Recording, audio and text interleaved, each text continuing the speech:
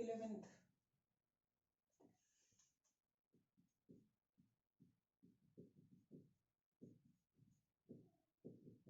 देखो इधर हम लोग वेक्टर एडिशन पढ़े थे, वेक्टर ऑपरेशन में वेक्टर एडिशन, ठीक है।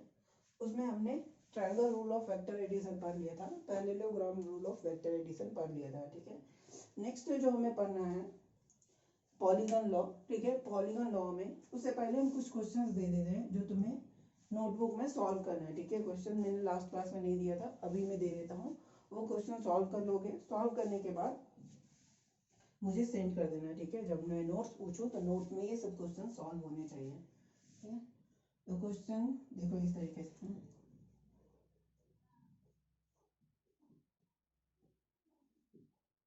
this is 10 Newton, this is also 10 Newton, this angle is 120 degree, this is A, this is B, ठीक है। इन दोनों का रिजल्टेंट निकालना है। Question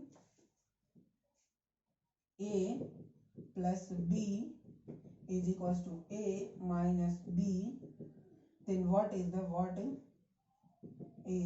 angle between A and B, ठीक है ना। अब नेक्स्ट जो हमारे पास क्वेश्चन है, देखो इधर क्वेश्चन दिया हुआ है A plus B, A vector plus B vector is equals to A vector, then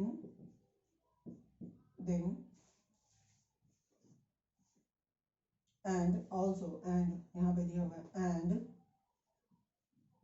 A minus B vector is also equals to A vector, then find B vector, ठीक है। तुम्हें B वेक्टर पता करना है, what will be the magnitude of B vector, ठीक है। Now next question,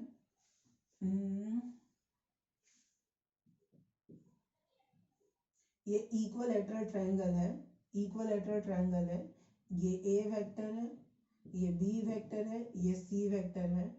equilateral triangle है, तुम्हें पता करना है A plus B plus C is equals to कितना होगा, is equals to how much. तुम्हें पता करना है A plus B plus C is equals to how much. Next question is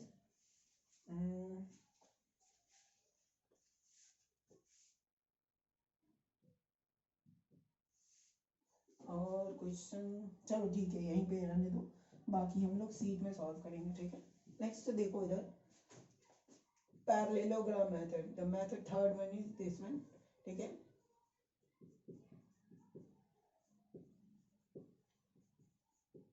sorry parallelogram नहीं, पैरेललोग्राम हमने पढ़ लिया था, पॉलीगन मेथड।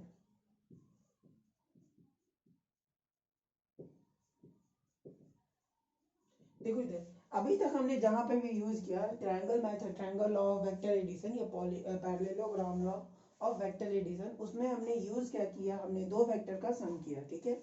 जब हमारे पास वेक्टर दो से ज्यादा हो, जब दो से ज्यादा वेक्टर हो तो हमें करना क्या पड़ता है, हमें हमेशा क्या करना पड़ेगा, पहले दो को ऐड करेंगे, उन दोनों का रिजल्टेंट निकालेंगे, फिर तीसरे को ऐड करेंगे, ठीक है।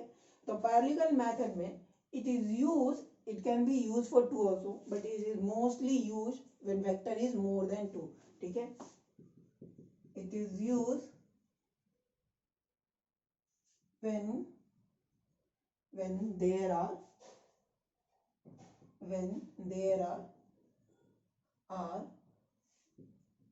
more than two vector, when there are two or more than two, when there are two or more than two vector are present,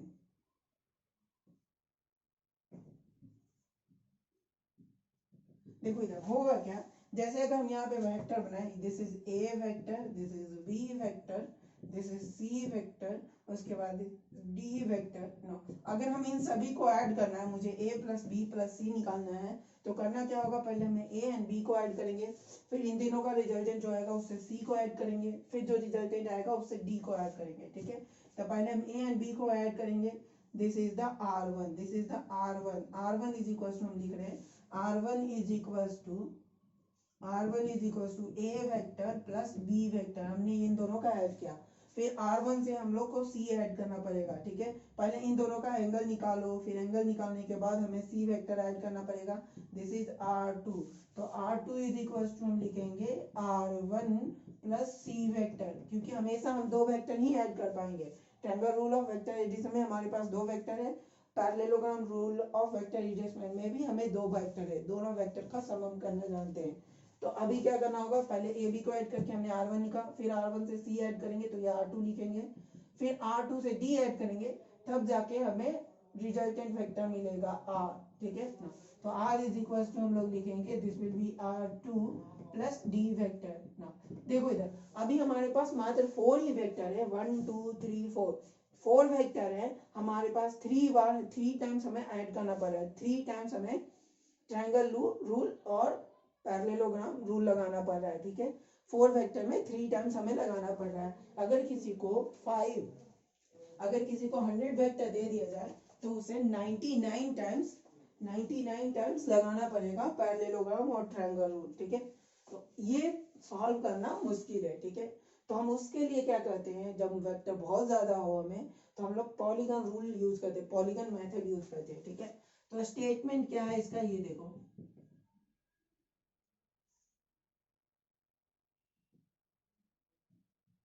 statement क्या है इसका, when vector are arranged in the form of a polygon or are taken in order,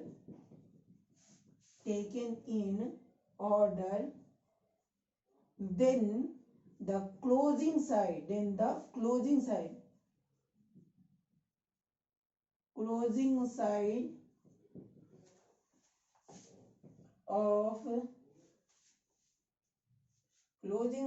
of the polygon is called नहीं, यहाँ पे लिखो resultant, is resultant of all vector, ठीक है ना। तो इन सब में अगर मुझे लिखना हो, जो क्लोजिंग साइड होगा वो उन सभी वेक्टर का सम होगा, ठीक है। जैसे अगर हम यहाँ पे देखें, इसी डायग्राम को देखो, ये ए वेक्टर था हमारे पास, ए, ये बी, ये सी, दिस इज डी, ठीक है, ये डी वेक्टर। नाउ अगर मुझे इन सभी वेक्टर का सम निकालना है तो करना क्या होगा, बस इसको पॉलीगन बनाने के लिए हमें करना क्या होगा, ये तो अभी ओपन है, तो पॉलीगन बनाने के लिए हमें इसे ऐड करना होगा, ठीक है। अगर हम इसे क्लोज कर दें तो ये पॉलीगन बन जाएगा, ठीक है। Then this is the resultant, ये रिजल्टेंट है, r is equal to a plus B plus C plus D, ये सभी वेक्टर का अगर हम सम कर दें तो this will B r vector, ठीक है। तो पॉलीगन में क्या कहा गया है, जो क्लोजिंग साइड होगा पॉलीगन का वो उन सभी वेक्टर का रिजल्टेंट होगा, ठीक है। एंड यहाँ पे डायरेक्शन नहीं मेंशन किया गया, यहाँ पे डायरेक्शन लिख लो, and it will be directed from the tail of first vector to the head of last vector, ठीक है, to the head of last vector. मतलब इसका डायरेक्शन, ये टेल है, फर्स्ट वेक्टर का टेल यहाँ पे है, लास्ट वेक्टर का हेड यहाँ पे है, तो ये यहाँ से यहाँ के तरफ होगा, ठीक है, मतलब टेल टू हेड, ओके। तो ये हमें आया पॉलीगन स्टेटमेंट, पॉलीगन लॉ, ठीक है। अब इसका कोई डेरिवेशन नहीं है, ये एक तरह से ट्रायंगल रूल ही है। देखो इधर अभी भी हम यहाँ पे, यही है ना डायग्राम, यहाँ पे हम लोग ट्रायंगल रूल बार बार लगा रहे थे और इसको यूज कर रहे थे, इससे हमने रिजल्टेंट निकाला। यहाँ पे हम लोग पॉलीगन रूल में क्या किया, सेम डायरेक्टली इन दोनों के बीच का डिस्टेंस मेजर किया। ये ग्राफिकल मेथड है एक तरह से, ठीक है। क्या कर रहे हो तुम, हर वेक्टर को विथ देयर ओरिएंटेशन, ठीक है, if you arrange all the vector with their orientation, ठीक है। हमने क्या किया, ए को यहाँ रखा, बी जो कहीं और पे था उसको हमने फोर्सफुली यहाँ पे लाया, ठीक है, फोर्सफुली लाने के बाद यहाँ पे रख दिया। फिर सी कहीं और पे था, हमने उसको यहाँ पे लाया, डी कहीं और पे था, हमने यहाँ पे लाया। अब ला के जब सजा दिया हमने, तो इसे हम लोग क्या करेंगे, स्केल से मेजर करेंगे, ठीक है। एडिशन विडिशन कुछ नहीं करेंगे। जब ये इतना बड़ा वेक्टर है तो हम लोग क्या करेंगे, इसको चार्ट पेपर पे या ग्राफ पेपर पे विथ मेजरमेंट विथ स्केलिंग इन सभी को हम लोग ड्रॉ करेंगे। ड्रॉ करने के बाद लास्ट में जो आएगा इसको हम स्ट्रेट लाइन से ज्वाइन करेंगे। ज्वाइन करने के बाद इसे स्केल से मेजर करेंगे। स्केल से मेजर करने के बाद हम लोग बोलेंगे कि ये इसका रिजल्टेंट है, ठीक है।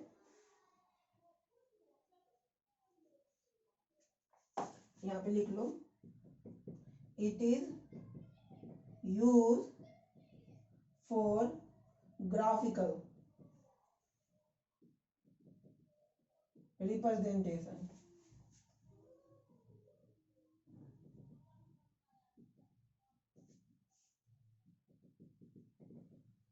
ठीक है, ग्राफिकल रिप्रेजेंटेशन के लिए हम लोग यूज करते हैं, ग्राफ पेपर पे ही हमें सॉल्व करना होता है इसे, ठीक है। तो ये पॉलीगॉन रूल हो गया, polygon rule of vector addition. Next जो हमें लास्ट वन जो पढ़ना है that one is resolution method, ठीक है। अब देखो यहाँ पे वेक्टर हो सकता है एक से ज्यादा हो, ठीक है, एंड एक से ज्यादा हो तो हम हर बार में ये तो नहीं करने घूमेंगे ना सर ग्राफ पेपर चाहिए हमें, सिर्फ ग्राफ पेपर पे मेजर करके ड्रॉ लाइन ड्रॉ करेंगे, उसके बाद मेजर करेंगे, ठीक है। अगर इनकेस अगर 100 वेक्टर दिया हुआ है, इनकेस बहुत ज्यादा नंबर ऑफ वेक्टर दिया हुआ है and those all vector are easy to draw on paper, then okay you can go for the polygon method, it is easy, ठीक है। इसके अलावा एक और मेथड है जिसे हम लोग बोलते हैं रेजोल्यूशन मेथड।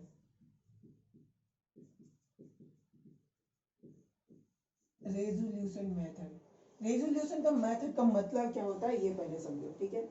एक्चुअली जब हम डायग्राम, जब हम कोई भी पिक देखते हैं तो वहां पे हमें रेजोल्यूशन रहता है, ठीक है, या कोई वीडियो देखोगे तो वहां पे रेजोल्यूशन लिखा रहता है। रेजोल्यूशन के लिए हम लोग यूजली क्या कहते हैं, अगर एचडी रेजोल्यूशन की बात करें तो it is start from 782 to 720, उसके बाद 900, ये 920 होता है, ये 1080 भी होता है, ठीक है। तो ये एक तरह से क्या दिखाता है हमें, देखो इधर, ये एक तरह से रेजोल्यूशन है। रेजोल्यूशन का मतलब क्या होगा, विड्थ कितना है, हाइट कितना है। हम पिक में रेजोल्यूशन करने का मतलब उसका हाई रेजोल्यूशन मतलब क्या, उसका हम लोग क्वालिटी बताते हैं, एक तरह से क्वालिटी बोलते हैं, ठीक है।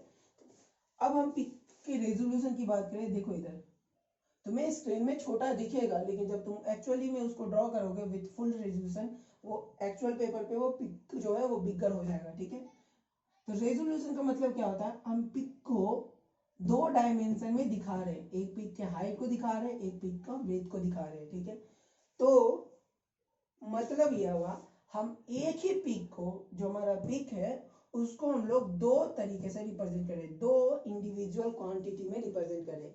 ये पिक है, इसकी क्वालिटी मुझे बतानी है, ये क्वालिटी क्या है, क्वालिटी कैसे बताएंगे, तो क्वालिटी हम लोग बोलते हैं ये बहुत अच्छा पिक है, कैसे पता चलेगा हमें, हम लोग बोलते हैं कि ये रिजोल्यूशन है, ये एचडी वीडियो है। एचडी वीडियो मतलब ये हाई डेफिनेशन वीडियो है, ये कोई MP4 वीडियो है, 3GP वीडियो है। ये कैसे पता चलता है, हम लोग उसकी क्वालिटी बताते हैं।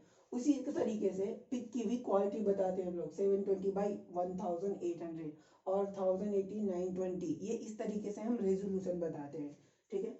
अब ये क्या हुआ, हम वेक्टर में अप्लाई करते हैं, ठीक है। जब हम वेक्टर में अप्लाई करते हैं तो वेक्टर में क्या करते हैं, एक वेक्टर जो हमें दिया हुआ है उसको दो अलग अलग वेक्टर में तोड़ना। You can break in more than 2 also, no problem, but for the timing we are just confirm on 2, ठीक है। तो जब हम किसी वेक्टर को किसी और वेक्टर के टर्म में लिखते हैं, सम ऑफ एनी अदर वेक्टर, तो उसे हम लोग बोलते हैं रेजोल्यूशन, मतलब हम उसी वेक्टर को किसी और तरीके से रिप्रेजेंट कर रहे हैं, ठीक है, उसी वेक्टर को किसी और तरीके से रिप्रेजेंट कर रहे हैं। देखो इधर रेजोल्यूशन ऑफ वेक्टर, तो यहाँ पे लिखो रेजोल्यूशन मेथड में हमें पहले पढ़ना है कि रेजोल्यूशन क्या होता है, ठीक है। रेजोल्यूशन, रेजोल्यूशन का मतलब होता है resolution of a vector,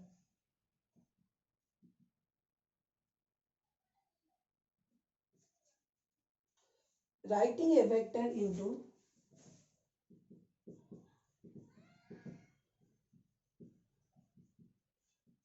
into sum of two or more than two independent vector are called resolution. Means किसी एक वेक्टर को अगर हम किसी भी दो इंडिपेंडेंट वेक्टर के सम में लिखें तो हम उसे बोलेंगे रेजोल्यूशन मेथड। एग्जाम्पल के लिए देखो, फॉर एग्जाम्पल हम लोग जानते हैं, अभी हम लोग डिराइव कर रहे थे तो a प्लस बी वेक्टर को हमने लिखा था r वेक्टर, मतलब हम r वेक्टर को a प्लस बी वेक्टर भी लिख सकते हैं, ठीक है। Means here a and b is the resolution of r vector, ठीक है। Here a and B, A and B are called resolve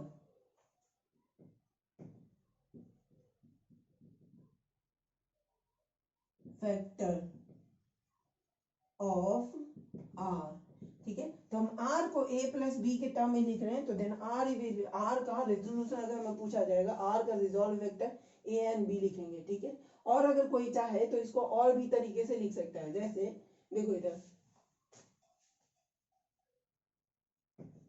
ये हमने लिखा था, ये A वेक्टर था, इन दोनों का सम हमने, ये B वेक्टर था, इन दोनों के सम को हमने बोला ये R वेक्टर है।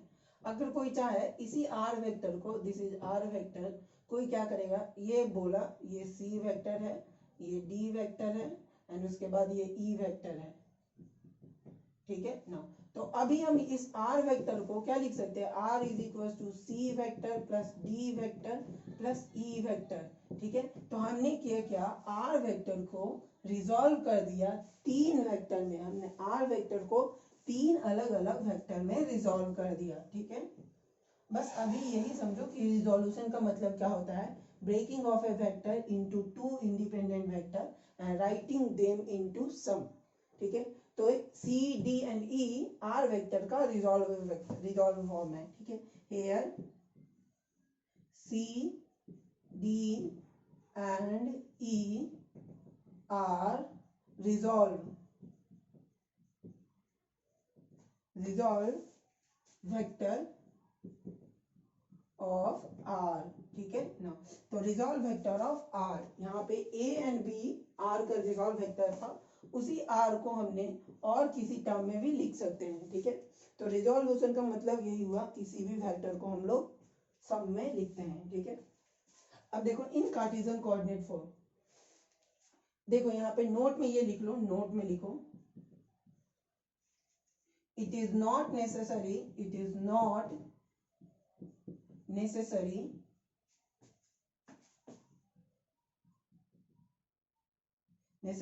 to have resolve vector, not necessary to resolve vector, necessary to have resolve vector orthogonal to each other।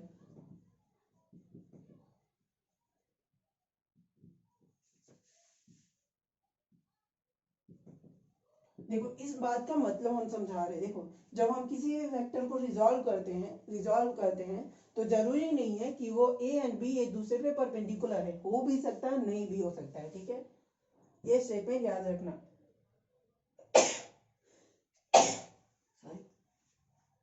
ठीक है। तो ये जरूरी नहीं है कि परपेंडिकुलर हो, ठीक है। मतलब जब हम इसके बाद कार्टेशियन कोऑर्डिनेट फॉर्म पढ़ेंगे तो हम लोग उस समय वहां पे हमेशा 90 डिग्री पे रिजॉल्व करेंगे, बट ये स्टेटमेंट ये याद रखना है कि रिजोल्यूशन जरूरी नहीं है कि 90 डिग्री पे ही किया जाए, वो किसी भी एंगल पे तुम कर सकते हो, ठीक है। इन कार्टेशियन कोऑर्डिनेट सिस्टम पढ़ते हो, देखो इधर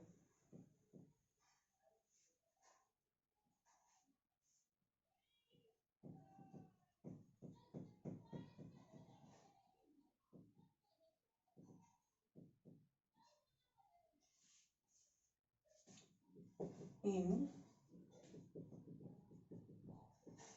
Cartesian coordinate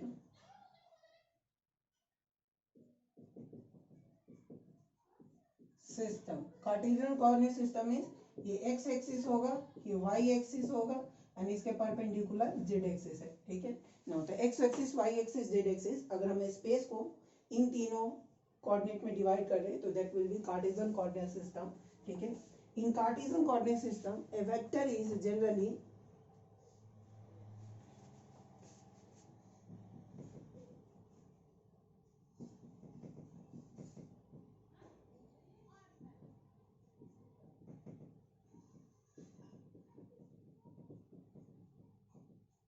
a vector is generally resolved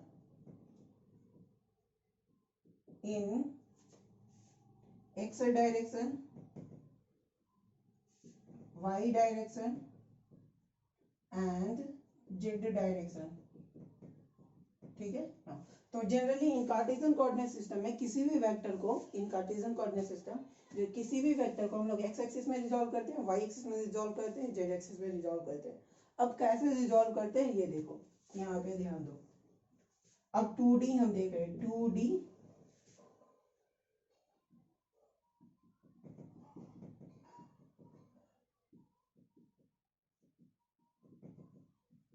2D का मतलब क्या हुआ, देखो इधर थर्ड एक्सिस हमारे पास नहीं है, ठीक है, means we don't have Z axis. अभी हम लोग 2D की हम बात करें तो 2D मतलब एक प्लेन होता है, 2D मतलब प्लेन, ठीक है। जब हम 3D की बात करते हैं तो ये एक स्पेस बनाता है, ठीक है। तो जब हम 2D की बात करें तो जेड एक्सिस की हम बात नहीं करेंगे, ठीक है। आइदर इन सभी में से कोई भी दो तुम ले सकते हो, ठीक है। तो हम x अगर y लेके तो z के एक्सिस की बात नहीं करेंगे, अगर y z लेंगे तो x की बात नहीं करेंगे, अगर x z लेंगे तो y की बात नहीं करेंगे। फॉर मोर जनरल क्या होता है, हम लोग x एंड y यूज करते हैं, ठीक है। This is the x axis, this is the y axis and this will B minus x and this will B minus y, ठीक है। तो माइनस x एक्सिस में, ठीक है, ये y एक्सिस में अगर कोई वेक्टर हमें दिया हुआ ये a वेक्टर है, ठीक है।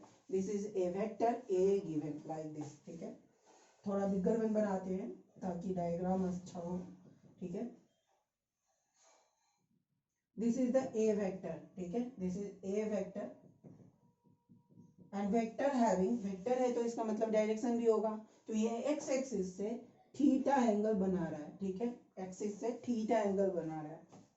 अगर मुझे ए वेक्टर के रिजॉल्व करना है, ठीक है, दिस इज द पॉइंट, ठीक है, जहां पे ये ए वेक्टर का पॉइंट है, हेड। अब मुझे देखो ये यहां से अगर ए वेक्टर पे ए पॉइंट पे जाना है तो हम लोग कैसे जा सकते हैं, एक तो इधर से होके जा सकते हैं, दूसरा क्या तरीका है, हम एक्स एक्सिस में चले, हम एक्स एक्सिस में यहां से यहां तक चले, उसके बाद वाई एक्सिस में चले, हम यहाँ पे पहुंच जाएंगे, ठीक है। तो अगर ये ए है, ये 90 डिग्री है, ये थीटा है, this will be equals to कितना, ए कॉस थीटा, ठीक है। दिस टर्म यहां से यहां तक का जो डिस्टेंस है ए कॉस थीटा होगा, this will be A cos theta. हमने ए को यहाँ पे लिखा, ए का अगर ये थीटा एंगल बना रहा है एक्सिस से तो this will be equals to A cos theta and अगर हम इसकी बात करें तो this will be equals to, ये बिगर वन लिखो, दिस इज ए, ठीक है, this will be A sine theta. अगर इन दोनों का तुम स्क्वायर करके ऐड करोगे definitely it will be come as A, ठीक है। ये ए वेक्टर है, तुम यह लिखो ए साइन थीटा, ये ए कॉस थीटा, अगर ये थीटा है तो सामने वाला साइड ए साइन थीटा होगा and this will be equals to A cos theta. अब देखो ये हमारा मैग्नीट्यूड आया एंड ये डायरेक्शन कौन सा है, x axis, and x axis में यूनिट वेक्टर क्या होता है, आई कैप। हम जानते हैं कि एक्स एक्सिस में जो यूनिट वेक्टर होता है उसे हम लोग आई कैप बोलते हैं। तो ये वेक्टर हो गया, वेक्टर का मैग्नीट्यूड हमने दिखाया ए कॉस थीटा एंड इसका डायरेक्शन एक्स एक्सिस है तो this will be equals to I cap, ठीक है। ये वेक्टर जो है ये ए साइन थीटा हुआ एंड ये हमारा वाई डायरेक्शन में है, वाई डायरेक्शन में यूनिट वेक्टर कितना होता है, जे कैप। तो अगर मुझे लिखना होगा A vector, this can be written as A cos theta I cap plus A sine theta, A vector this will be equals to A cos theta I cap plus A sine theta J cap, this is the vector. देखो इधर हमने एक vector को दो vector के सम में लिख दिया, इन दोनों वेक्टर का अगर तुम सम करोगे तो यही वेक्टर आएगा ना। देखो यहाँ पे ये head tail of first vector to the head of second vector, इसको यहाँ पे लेके आओगे, इसको यहाँ पे लेके जाओ। ये थोड़ा बाहर में इसलिए दिखाया गया है ताकि तुम्हें पता चले, ठीक है, वरना ये दोनों यहीं पे हैं, ठीक है। तो इन दोनों का जब हम सम करेंगे तो ये इसके इक्वल आएगा, क्योंकि it will be from the triangle rule, हम लोग पता है, ठीक है। तो देखो A vector can be written as A cos theta i cap, A sin theta j cap. एक और तुम लोग और पढ़े होगे, जब हम रेजोल्यूशन पहले हम लोग जब यूनिट वेक्टर पढ़ रहे थे तो ए वेक्टर को क्या लिखा गया था, when we are learning about unit vector, a vector is written as, हमने लिखा था a x I cap plus a y j cap, हमने वहां पे ये भी लिखा था, ठीक है ना। अगर इन दोनों को तुम कंपेयर करोगे तो तुम्हें लगेगा ax is equal to a cos theta है। If you compare these two, you can say yes sir, ax is equals to a cos theta, this is equals to, और ax को हम लोग क्या लिखे थे, ax क्या है, देखो इधर ये x डायरेक्शन कंपोनेंट है ना, तो हम लोग बोलेंगे इसे कंपोनेंट ऑफ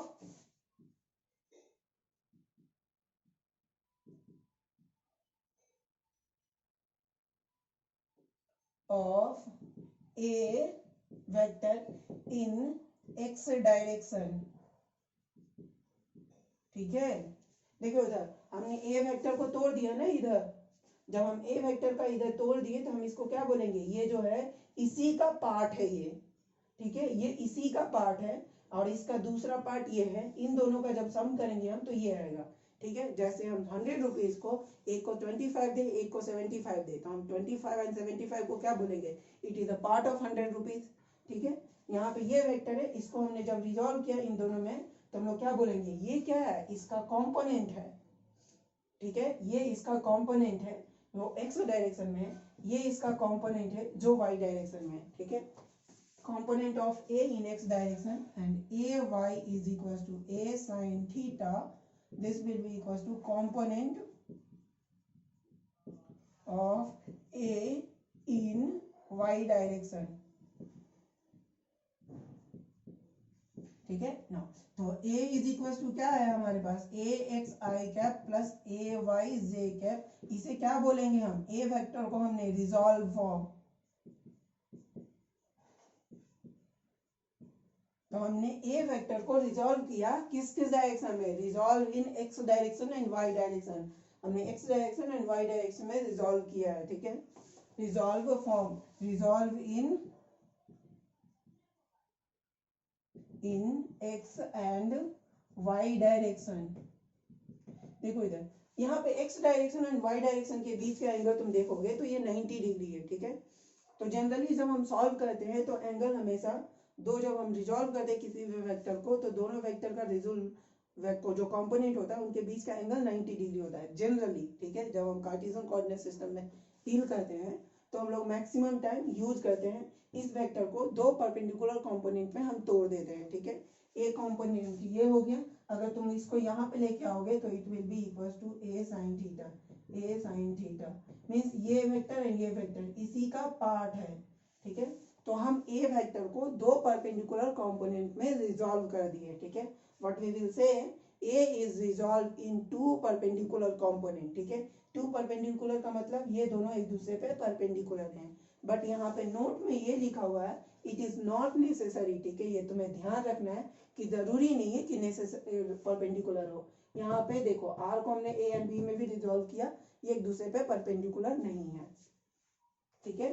तो a is resolved into x direction and y direction, a is equals to ax I cap plus ay j cap, ax is equals to a cos theta and ay is equals to a sin theta।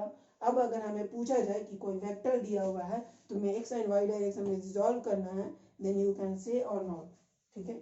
Example देखो यहाँ पे अगर हम a is equals to बोले 5i plus 6j cap, no यहाँ पे हम बोले रिजॉल्व किया गया है ना, तो ax इज इक्वल टू क्या बोलोगे, ax इज इक्वल टू 5 यानी a cos theta is equal to 5 and ay is equal to 6 यानी this will be equal to a sin theta is equal to 6। तो हम बोल सकते हो यस सर इसको रिजॉल्व किया गया है किस किस डायरेक्शन में, x direction and y direction में रिजॉल्व किया गया है, ठीक है। तो ये ax है, ये ax मैग्नीट्यूड है, ay मैग्नीट्यूड है, जब हम आई कैप एंड जे कैप लगा देंगे तो ये वेक्टर बन जाएगा, ठीक है। अब देखो इधर, अगर तुम्हें कोई वेक्टर दिया हुआ है एंड तुम्हें रिजॉल्व करना है, ठीक है, ये तो हमने फॉर्म डायरेक्टली आंसर दे दिया, ठीक है। अब तुम्हें एक क्वेश्चन दे रहे हैं, उसको में तुम्हें रिजॉल्व करना है, ठीक है।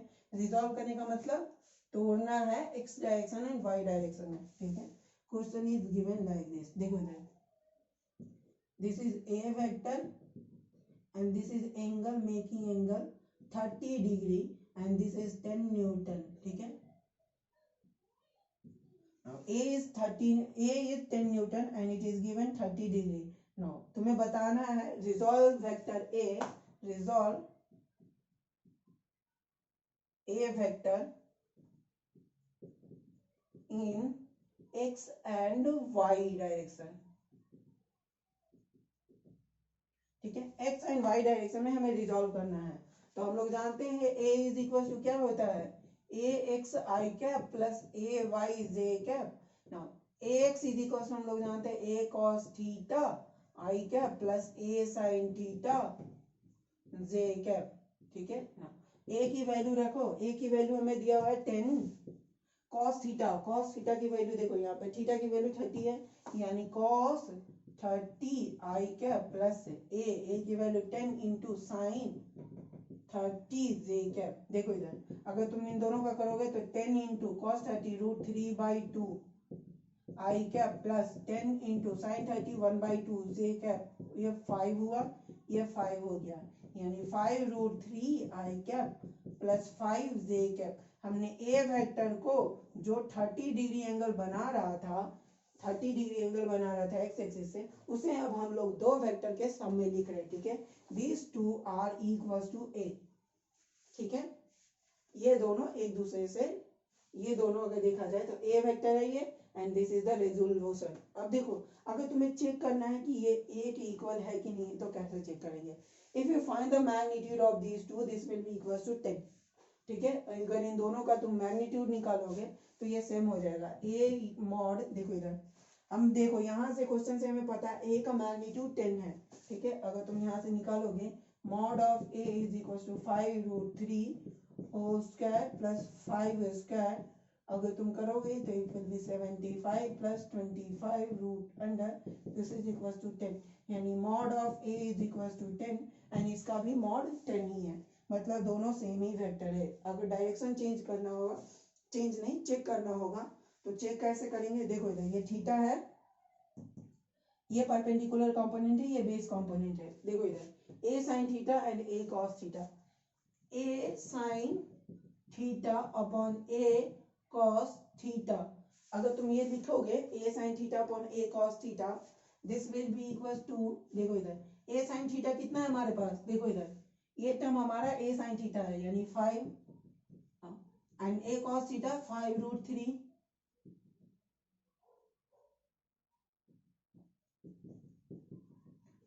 a से a cancel, sin theta by cos theta tan theta and this will be equal to 5 से 5 कैंसिल 1/√3, यानी theta is equal to 30 degree. ये यहाँ से भी हमें पता चल रहा है ना कि yes it is same as this question, ठीक है। यहाँ से a जो वेक्टर था हमारा वो 10 न्यूटन था, हमने दिखा दिया ये वेक्टर का मैग्नीट्यूड भी 10 न्यूटन है, 10 न्यूटन है, तो मैग्नीट्यूड सेम हो गया। डायरेक्शन ये 30 डिग्री बना रहा है एक्स एक्सिस से, हम यहाँ पे भी tan 30, देखो यहाँ पे theta is equal to 30 degree लाए हैं, इसका मतलब क्या हुआ, ये इस एक्सिस से 30 डिग्री एंगल बना रहा है, ठीक है। It means these two are equal vector, means इसको हम इस फॉर्म में भी लिख सकते हैं, और इसको अगर हम इस फॉर्म में लिख सकते हैं तो इसे हम लोग बोलेंगे resolution vector, resolution of vector, ठीक है। चलो एक और क्वेश्चन देते हैं 3-4 जो तुम्हें सॉल्व करने हैं, ठीक है। इनकेस नहीं हो तो मुझे पूछोगे, ठीक है।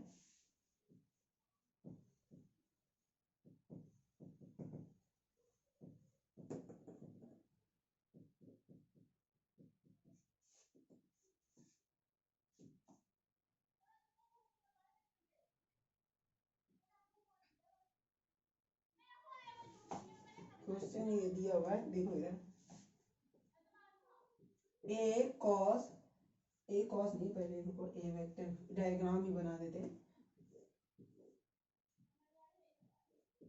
ये 10√2 मीटर पर सेकेंड है, 10√2 metre per second. Metre per second का मतलब क्या हुआ, इट इज अ वेलोसिटी, ठीक है ना। तुम्हें रिजॉल्व करना है x direction and Y direction में, मतलब ये अगर हमारा वेक्टर है v is equal to due, then इसको लिखेंगे v is equal to v x i cap plus v y j cap.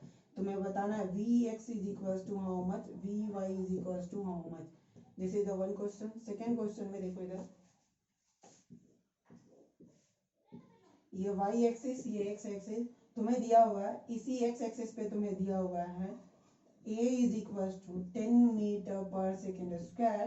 तुम्हें रिजॉल्व करना है a vector is equal to a x i cap plus a y j cap.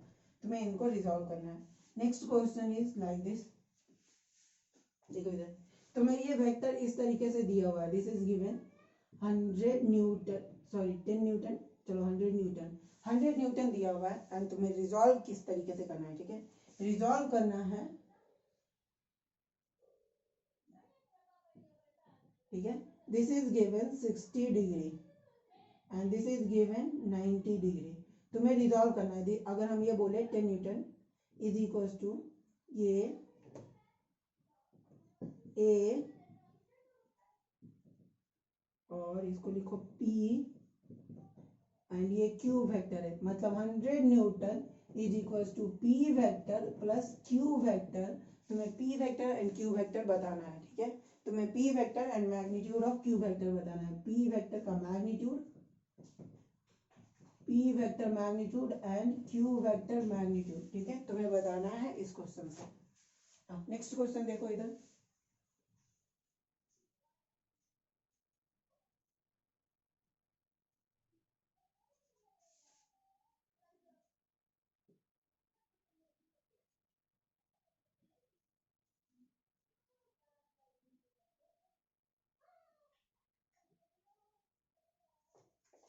Question दिया हुआ है a is equal to a x i cap plus a y j cap given a x is equal to 3 and a y is equal to 4। Find a vector and angle made by a vector with x axis, ठीक है। तुम्हें ये question है, अगर नहीं solve हो तो मुझसे पूछोगे, ठीक है। In case if you are not able to solve just ask me. Next question is like this, देखो that given b is equal to b x I cap plus b y j cap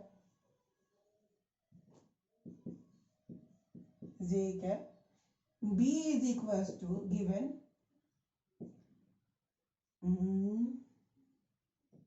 this is given 75 and mod of b is given 75 and bx is equals to given,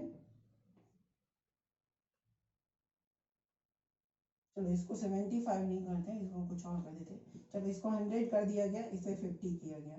now what will be the by, they are asking what is the value of by, ठीक है। And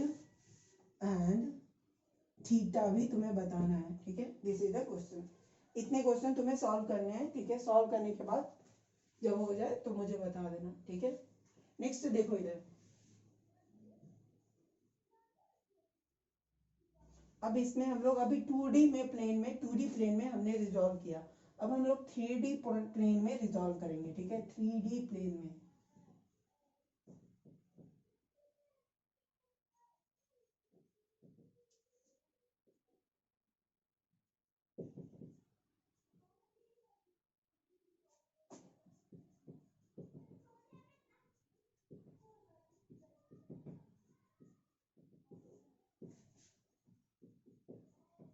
तो 3D coordinate system में ये होगा क्या, ये x है, ये y है and this is the z, ठीक है। अब देखो इधर, just try to see, I use the marker 3 marker, okay. देखो इधर 3D में कैसे होगा, ठीक है। ये x है एंड y है and this is the z axis, ठीक है। ये 3D हो गया, x y एंड z। ठीक है, ये x y and z। Okay, अगर कोई वेक्टर है, this is the vector like this, देखो ये वेक्टर है जो इस तरीके से है, ये कोऑर्डिनेट सिस्टम है। ये जो वेक्टर है वो ना इस प्लेन में है, ना इस प्लेन में है, ना ही इस प्लेन में है, इन सभी से कुछ एंगल पे है, ठीक है, ये बीच में है सबके। तो दिस इज द सिस्टम। अब देखो इधर, ये हमारा एक्स एक्सिस है, ये वाई एक्सिस है, ये जेड एक्सिस है, और ये कोई वेक्टर है, ठीक है।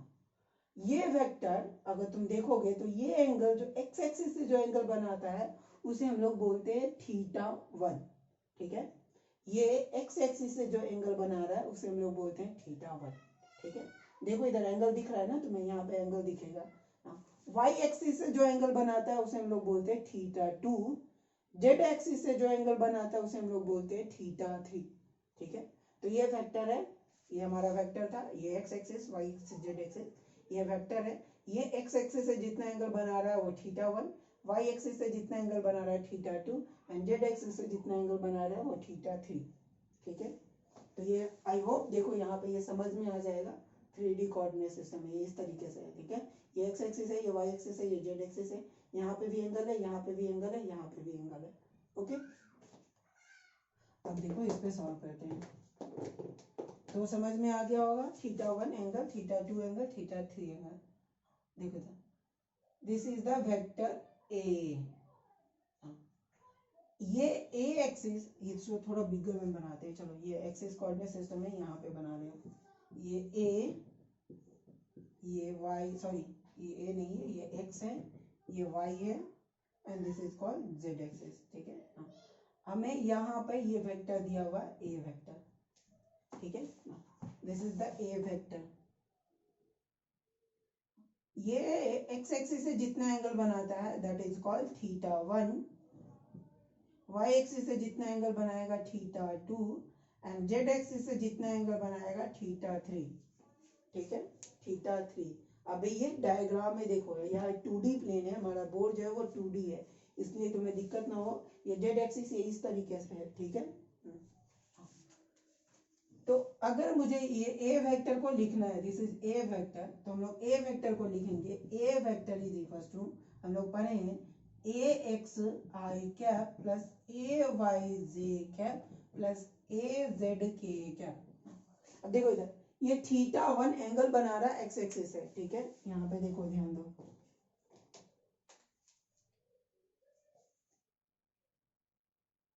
Coordinate system, okay, this is the coordinate system.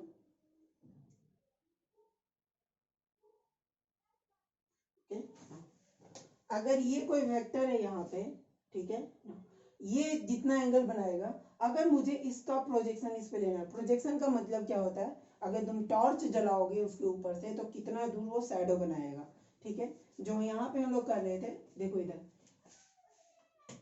ये यहाँ पे क्या था, देखो इधर, ये हमने बोला था ये ए एक्स था, ये ए वाई था।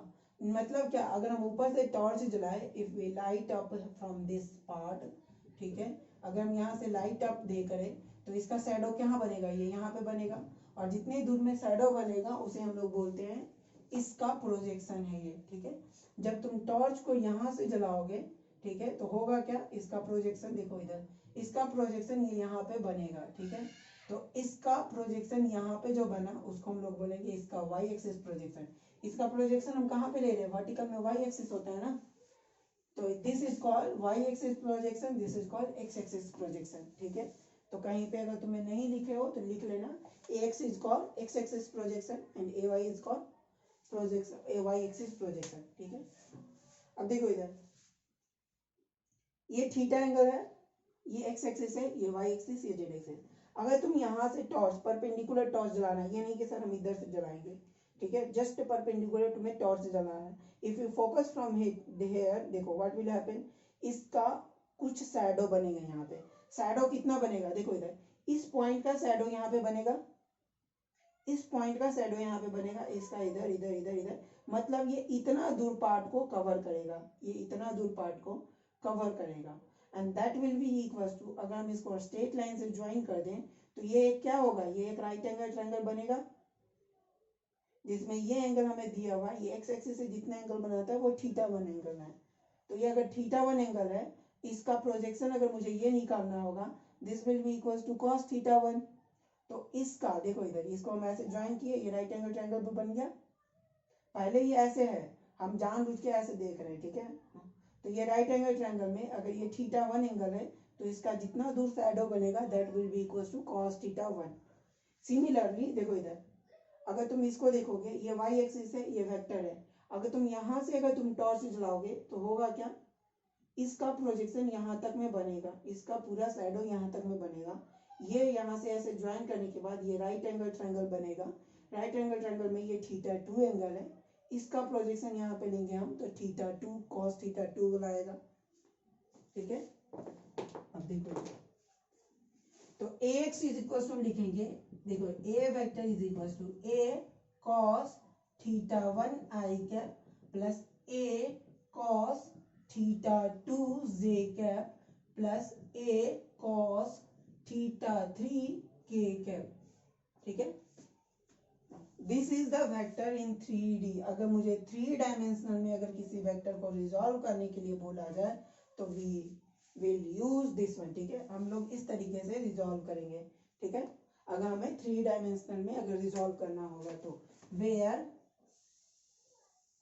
देखो इधर, ax is equal to a cos θ1, ay is equal to a cos θ2, az is equal to cos θ3, a cos θ3 and θ1 angle between a vector, angle between vector, यहाँ पे एक जब कोई और वेक्टर होता है तब भी वही होता है, angle between a vector and x axis, θ2 is the angle between a vector and y axis, θ3 angle between a vector and z axis, ठीक है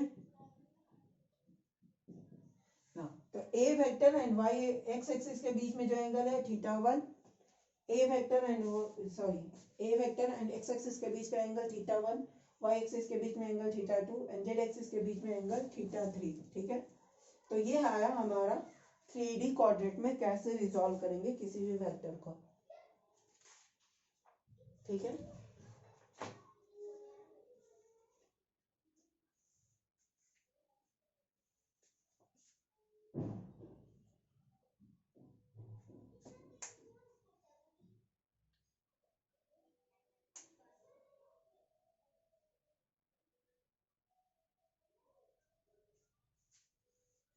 ये हो समझ में आ गया हो, देखो अब मुझे क्वेश्चन सॉल्व करना है इसमें, ठीक है। इसे हम लोग क्या बोलेंगे, प्रोजेक्शन भी बोल सकते हैं, प्रोजेक्शन, इन सभी को हम लोग बोलते हैं projection. Projection in x axis ax that is a cos θ1, projection in y axis a cos θ2। अब देखो यहाँ पे करना क्या है,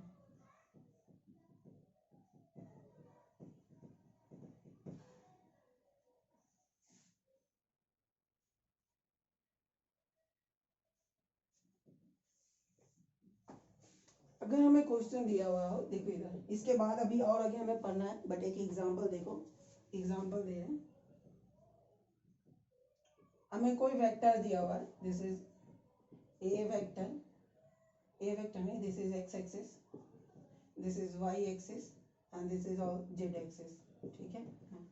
अब देखो इधर हमें कोई दिया हुआ है, कोई वेक्टर है इस तरीके से, ठीक है। This vector is given, a is equals to 13 Newton, a is equals to given 13 Newton and अगर हमें ये θ1 दिया हुआ है, दिस इज θ2, दिस इज θ3, θ3 हमें दिया हुआ है ax इज इक्वल्स टू 5 नहीं 4, ax is equals to 4, ay is equals to ay is equals to 3 and az is equals to 12, ठीक है। नाउ इस तरीके से दिया हुआ है, ठीक है। हमें पूछा गया फाइंड θ1, θ2 एंड θ3। हमें इस तरीके से निकालना है θ1, θ2 एंड θ3। तो कैसे सॉल्व करेंगे, देखो इधर हम लोग जानते हैं ax इज इक्वल टू, हम लोग जानते हैं a cos θ1, ax हमें दिया हुआ है, this is equal to 4 is equal to a की वैल्यू 1 1 नहीं 13 इंटू कॉस θ1। यहाँ से अगर निकाले cos θ1 is equal to 4/13, theta is equal to cos inverse 4/13। This is the answer. तो हमें कंपोनेंट दिया हुआ है तो हम एंगल निकाल सकते हैं, एंगल दिया हुआ हो तो हम कंपोनेंट निकाल सकते हैं।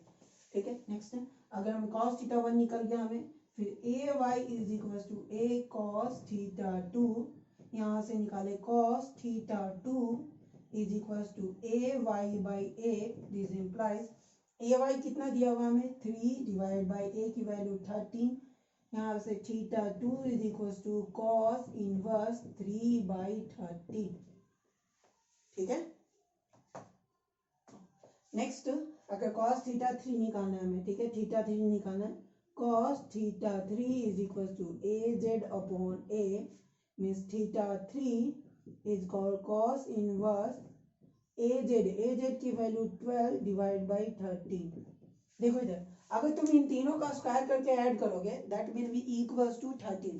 तुम जानते हैं हम लोग a इज इक्वल टू, हम लोग जानते हैं ना, ax square plus a y square plus a z square root under, तुम रखो इसको 3 square plus 4 square plus 12 square root under, this will be equals to 13। ठीक है, इस तरीके से मैंने सेट ही किया था यहाँ पे ताकि ये 13 आए। ठीक है, तो ये हमारा कार्टेशियन कोऑर्डिनेट सिस्टम, अगर 3D कोऑर्डिनेट सिस्टम हो तो हम लोग इस तरीके से सॉल्व करेंगे। देखो इधर, अब इसको हम लोग सॉल्व करके बता, देखो इधर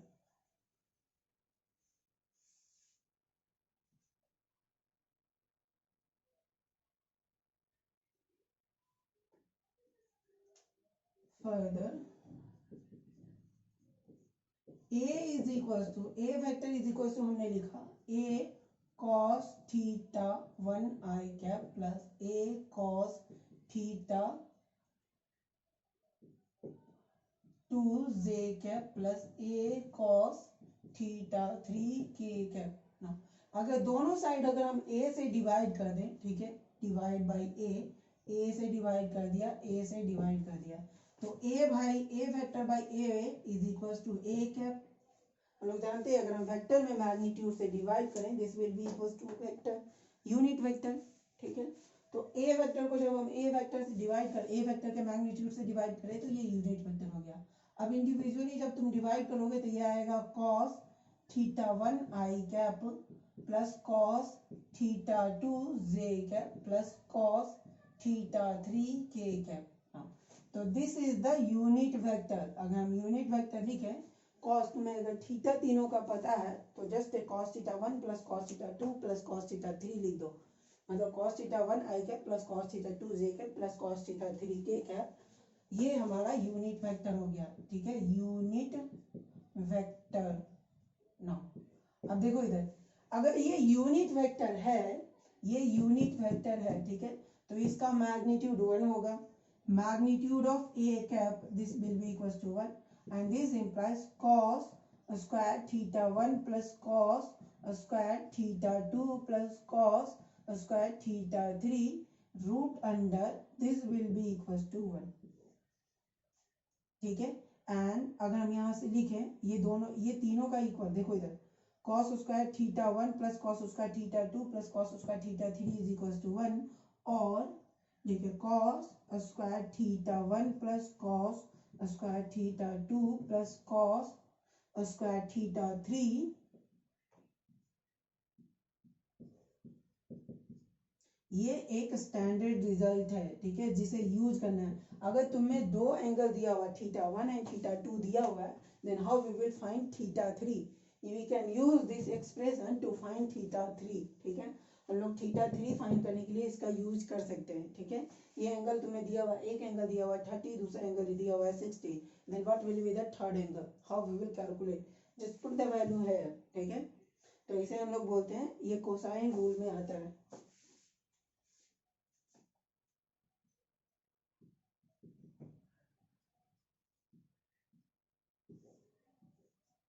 cosine rule. I think so it is called cosine rule. Yes, it is cosine rule only. ठीक है. Now moreover देखो इधर, ये जो भी मल्टीप्लीकेशन में है, ठीक है, ये जो भी मल्टीप्लीकेशन में है, मतलब अगर हम यहाँ पे लिखे ब्रैकेट में cos theta 1 cos theta 2 cos theta 3, आई कैप जे कैप के कैप हटा दिया हमने एंड प्लस सिंबल को हटा दिया. This is called direction cosine. इसे हम लोग बोलते हैं डायरेक्शन कोसाइन. कोसाइन, ठीक है. तुम्हें डायरेक्शन कोसाइन पूछा जाए तो this will be called direction cosine. cos theta 1 plus cos theta 2 plus नहीं cos theta 1 cos theta 2 cos theta 3. यहाँ पे प्लस सिंबल नहीं है, ठीक है, प्लस सिंबल भी नहीं है, आई कैप जे कैप के कैप भी नहीं है. बस इन तीनों को अगर हम ब्रैकेट में डाल के लिखे स्मॉल ब्रैकेट में, that will be called direction cosine. ठीक है. This is cosine rule. cos theta 1 cos square theta 1 plus cos square theta 2 plus cos square theta 3 is equal to 1. ये रूल आया हमारे पास यहाँ से. ठीक है. तो ये हमारा 3D रिजोल्यूशन में हमने इतना ही पढ़ना था. अब इसमें हमें प्रॉब्लम्स सॉल्व करने हैं कुछ.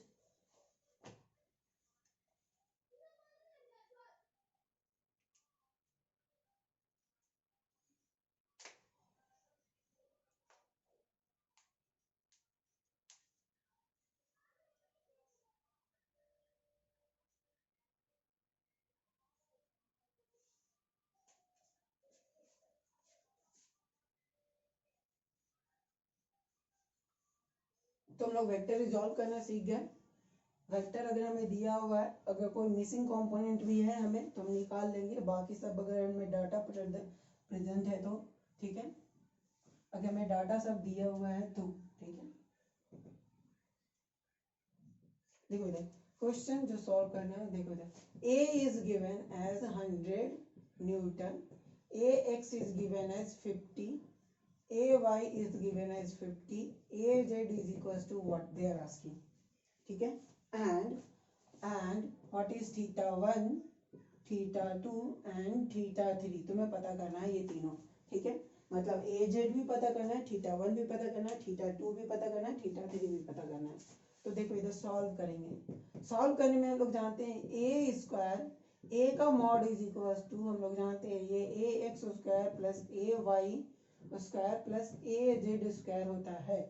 ठीक है. अब इन तीनों का करना है सॉल्व. ठीक है. देखो इधर ए का दोनों साइड अगर हम स्क्वायर करेंगे this will be equal to a square this will be equal to a x square. X की जगह रख दो 50 स्क्वायर प्लस ए वाई की जगह रखेंगे हम ये 50 square plus a z square. ठीक है. Now a square is equal to 100 into 100. This will be equals to 50 square plus 50 square. 2 into 50 square. This will be equal plus a z square. ठीक है. ये आया. अभी तक तो समझ में आ रहा होगा. 100 का स्क्वायर यानी 1 2 3 4 माइनस ये इधर आएगा 2 into 50 का स्क्वायर 2500 प्लस प्लस नहीं उसको इक्वल्स टू में रखेंगे equals to a z square. Now जब ये 2500 को 2 से मल्टीप्लाई करोगे this will be equals to 2500 को मल्टीप्लाई करोगे 2 से इट विल बी 5000. 10,000 में से 5000 घटाएंगे this will be equals to 5000 is equals to a z square यानी a z is equals to लिखेंगे हम इसे √100 500 लिख सकते हैं √100 5000. और अगर तुम इसे अलग में करके लिखना चाहोगे तो this will be equals to इसे लिख सकते हैं 5 नहीं इंटू 2 कर दो तो 2500 इंटू 2 √100 यानी ये 50 √2. This is the value of A Z हमने निकाल लिया. अब ए एक्स पता है, ए वाई पता है, ए जेड पता है. थीटा 1 थीटा 2 थीटा 3 निकालने के लिए हम यहाँ पे एक्सप्रेशन दी है. Now cos theta 1 is equals to a x अपॉन a theta 1 is equals to cos inverse. देखो इधर ax कितना दिया हुआ है हमें 50 दिया हुआ है. दिस इज 50 upon 100. This will be equals to 1/2 cos 1/2 60 degree होता है. थीटा 2 पे आ जाओ। थीटा 2 is equal to cos inverse a y by a y की वैल्यू हमें दिया हुआ है, देखो इधर कॉस इनवर्स ए वाई की वैल्यू दिया हुआ है 50, फिर से 50 divide by 100, this will be equals to 60 degree again. Next third जो हमें पूछा गया है theta 3 is equals to cos inverse a z by a z की वैल्यू 50√2 डिवाइडेड बाई 100, अरे बाबा यहाँ पे कॉस 2 रुट गया, this will be equal to cos inverse 50/50√2 upon 100। तुम अगर इसे सॉल्व करोगे this will become as 1/√2, this implies 45 degree. ठीक है, 50√2 डिवाइड बाय 100 करोगे this will be equals to 1/√2। ठीक है, एंड cos 1/√2 की वैल्यू होती है, cos इनवर्स 1/√2 की वैल्यू होती है 45। ठीक है,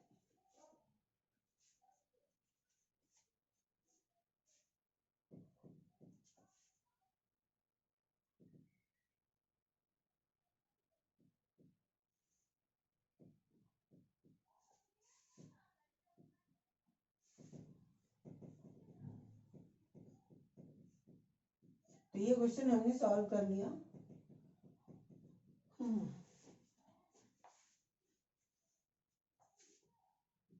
देखो इधर एक और क्वेश्चन में दिया हुआ है ax is equals to 10, ay is equals to 10 and az is equals to 10। ठीक है, right vector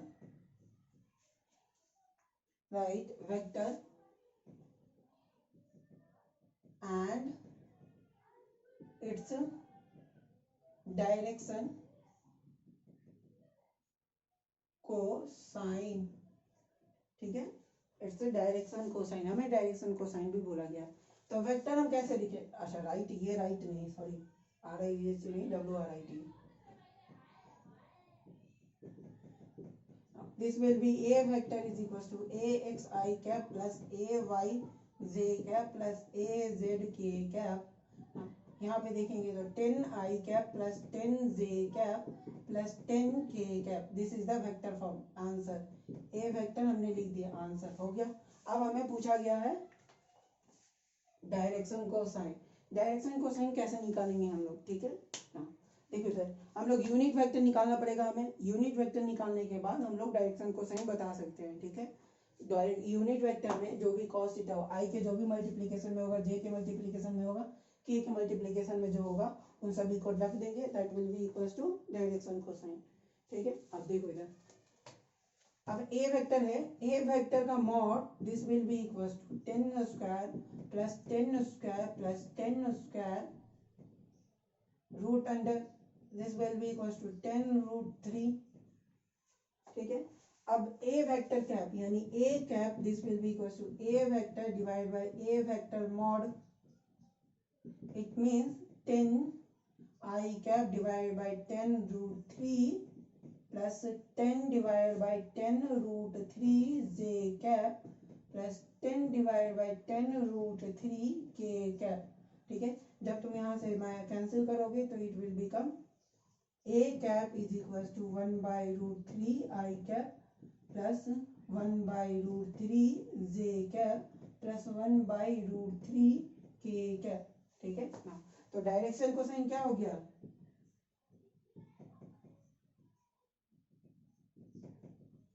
this will be equals to bracket में 1/√3 comma 1/√3 comma 1/√3, this is the direction cosine. ठीक है,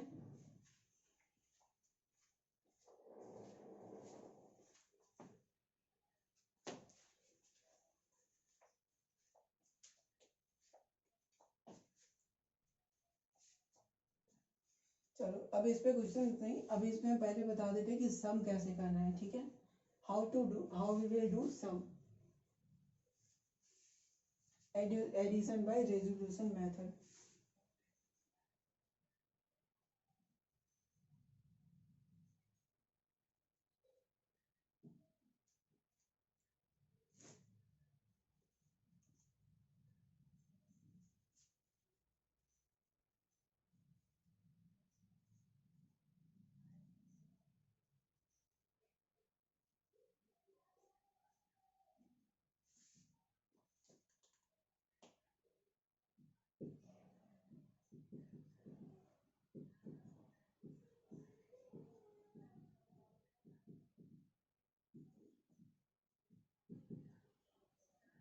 एडिशन बाय रेजोल्यूशन मेथड। देखो इधर A is given as AXI cap plus AYJ cap plus AZK cap and B is given as BXI cap plus BYJ cap plus BZK cap.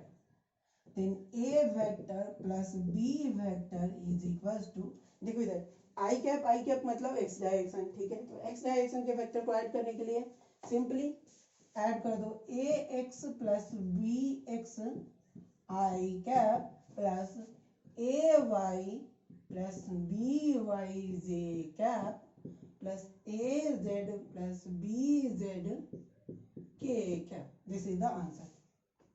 Simple. जो x में i के जो भी multiplication में उन सभी को एक साथ ऐड कर दो, जो भी j के मल्टीप्लीकेशन में उन सभी को ऐड कर दो, जो भी k के मल्टीप्लीकेशन में उन सभी को ऐड कर दो, ठीक है।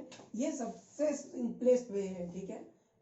अगर हमें क्वेश्चन दिया हुआ है देखो इधर p is equal to 3i plus 4j plus 2k cap, q is equal to 3i plus 3k cap and r is equal to 6j cap. Now अब निकालना है हमें p vector plus r vector plus q vector. Order आगे पीछे लिखा जा सकता है, ठीक है, उसमें कोई दिक्कत नहीं है। Addition follow commutative law, so you can write change the order, you can change the order, ठीक है। अब देखो इधर जो भी i के मल्टीप्लीकेशन में हमने i रखा, ठीक है, i के जो भी मल्टीप्लीकेशन में उसको ऐड करो। तो यहाँ पे i के मल्टीप्लीकेशन में है 3, तो 3 प्लस यहाँ पे i के भी मल्टीप्लीकेशन में है 3 प्लस यहाँ पे i के मल्टीप्लीकेशन में है 0, ये i कैप प्लस यहाँ पे i j के मल्टीप्लीकेशन में देखो 4, यहाँ पे j के मल्टीप्लीकेशन में है 0 प्लस यहाँ पे j के मल्टीप्लीकेशन में है 6 j कैप प्लस यहाँ पे k कैप के मल्टीप्लीकेशन में देखो 2 प्लस यहाँ पे 3 k कैप, यहाँ पे है 0, ठीक है। तो 3 प्लस 3 6i कैप प्लस यहाँ पे करोगे 10j cap plus 2 plus 3 5k cap. This is the simplest way to do addition, ठीक है।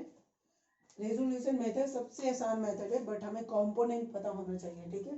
तो रिजॉल्व कर लो। अब यहाँ पे हमने 3 वेक्टर को एक साथ ऐड कर दिया सिंपली, ठीक है। अगर हमें ऐड करना होता किसी और, अगर हमें 3 वेक्टर को ऐड करना होता ट्रायंगल रूल में, तो हमें बहुत मेहनत करना पड़ता, हमें 2 बार एडिशन लगाना पड़ता, ठीक है, ट्रायंगल लॉ, और उसके बाद हमें एंगल फाइंड करना पड़ता, तब जाके हम इसे सॉल्व कर पाते हैं, ठीक है। तो ये हुआ हमारा सॉल्यूशन। अब क्वेश्चन देते हैं जिसमें सॉल्व करने हैं।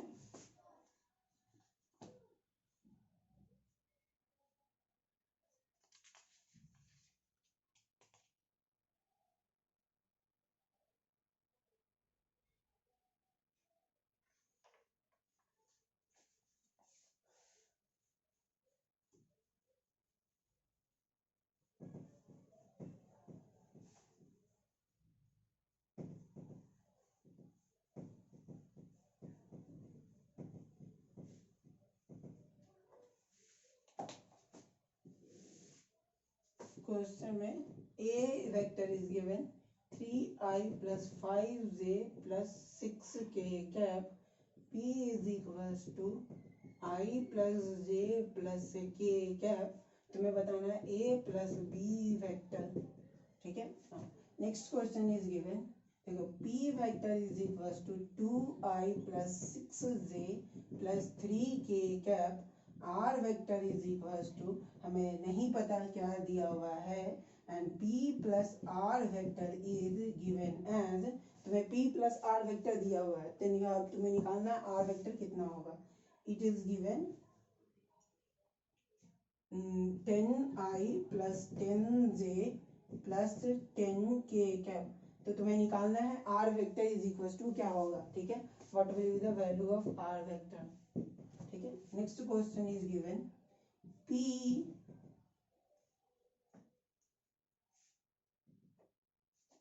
s vector is equals to 3i plus x नहीं, यहाँ पे लिखो अल्फा j कैप, एंड ये s वेक्टर है एंड दिया हुआ है s t वेक्टर दिया हुआ है,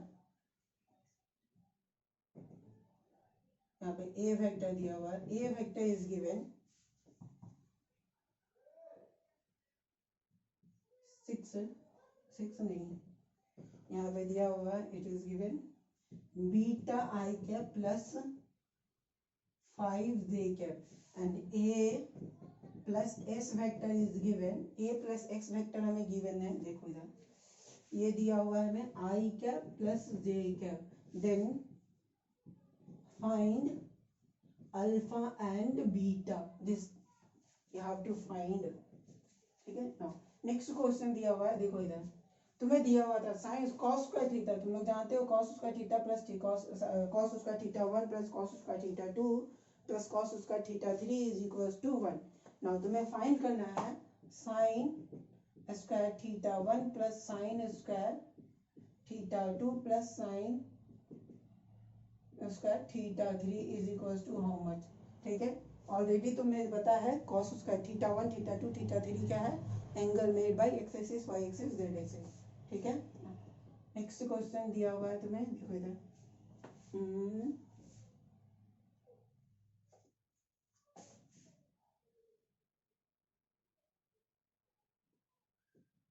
n vector is given as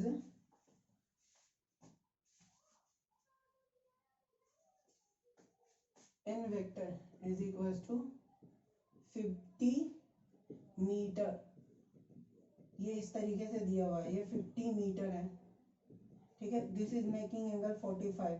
now we have to resolve this vector into, resolve यहाँ पे लिख देते हैं रिजॉल्व n, ठीक है। तुम्हें रिजॉल्व करना है n वेक्टर को, okay. These are the question you have to solve, okay. तो रेजोल्यूशन हमारा खत्म हो गया, रेजोल्यूशन में इसके अलावा और कुछ नहीं है, ठीक है। एक क्वेश्चन जो है यहाँ पे हम बता दें, एक और क्वेश्चन दे रहे हैं, देखो इधर ये इंक्लाइन प्लेन है, one mass is kept on this, ठीक है, दिस इज एंगल 30 डिग्री, यहाँ से ये mg लग रहा है, तो मैं mg को रिजॉल्व करना है, you have to resolve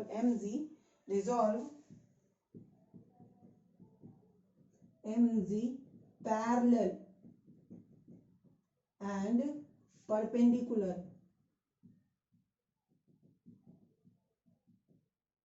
to plane, ठीक है। मतलब इसका कंपोनेंट इस डायरेक्शन में तुम्हें निकालना है, उसके बाद इस डायरेक्शन निकालना, सॉरी ऊपर तो होगा नहीं, ये नीचे होगा, मतलब ये निकालना है, ये परपेंडिकुलर, ये प्लेन जो है वो उसके परपेंडिकुलर है एंड ये प्लेन के इंक्लाइन में पैरेलल में है, तो parallel and perpendicular to the plane तुम्हें रिजॉल्व करना है, this you have to find, ठीक है। चलो थैंक यू।